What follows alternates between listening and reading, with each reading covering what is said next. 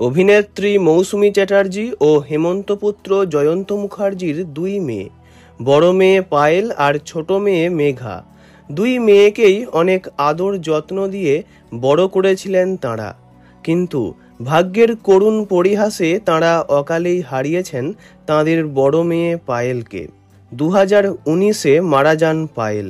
পায়েল ডায়াবেটিসের সাথে দীর্ঘ লড়াইয়ের পর 45 বছর বয়সে মারা যান।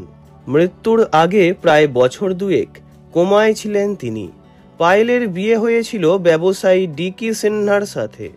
সম্প্রতি এক আলাপচারিতায় মৌসুমী চ্যাটার্জি জানান কিভাবে তাঁর পরিবার এখনও এই ক্ষতি কাটিয়ে উঠতে পারেনি। মেয়ের জন্য এখনও মন কাঁদে তাঁদের। প্রাক্তন জামাই ডিকি সিনহার সাথে মনোমালিন্য নিয়েও মুখ খুলেছেন মৌসুমী। তিনি বলেছেন, ব্যবসায়িক ক্ষেত্রে বিরোধের জেরেই দুই পরিবারের মধ্যে মনোমালিন্য হয়। 2018-এ বোম্বে হাইকোর্টে পায়েলের অভিভাবক হিসাবে নিয়োগের আর্জি জানিয়ে পিটিশন দাখিল করেন মৌসুমী। তাঁর অভিযোগ, ডিকি ও পায়েলের শ্বশুর বাড়ির লোকজন তাঁর চিকিৎসায় অবহেলা করছেন।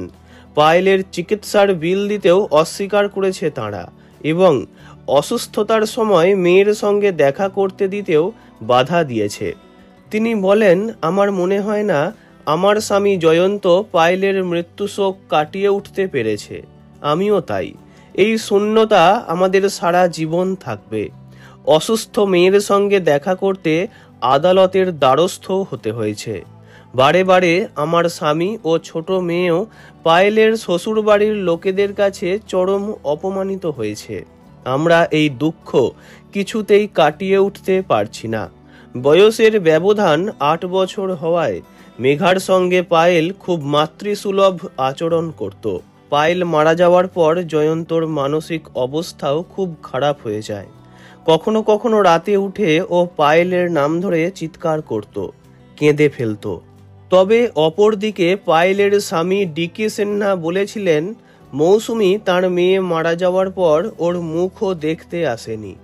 তিনি শেষকৃত্যে হাজিরও ছিলেন না, কেবল বাবা আর বোন ছিল। মৌসুমী তা অস্বীকার করে জানান, পায়েল মারা যাওয়ার পর তিনি মর্গে গিয়েছিলেন। হাসপাতালের বিল পরিশোধ না করায় পায়েলের মরদেহ মর্গে রাখা হয়েছিল বলেও তিনি জানান। মৌসুমী বলেন, আমি যখন হাসপাতালে গিয়েছিলাম তখন সে সেখানে ছিল না। হাসপাতালের বিল পরিশোধ না করায় তাকে মর্গে রাখা হয়। আমি সেই সব ঝামেলা মিটিয়েছি। বর্তমানে ছোট মেয়ে মেঘাকে অবলম্বন করেই দিন কাটাচ্ছেন মৌসুমী চ্যাটার্জি ও তাঁর স্বামী জয়ন্ত মুখার্জি। ভিডিওটি এইটুকুই। বিনোদন জগতের সব রকম খবরাখবর জানতে চ্যানেলটি অবশ্যই সাবস্ক্রাইব করবেন। ধন্যবাদ।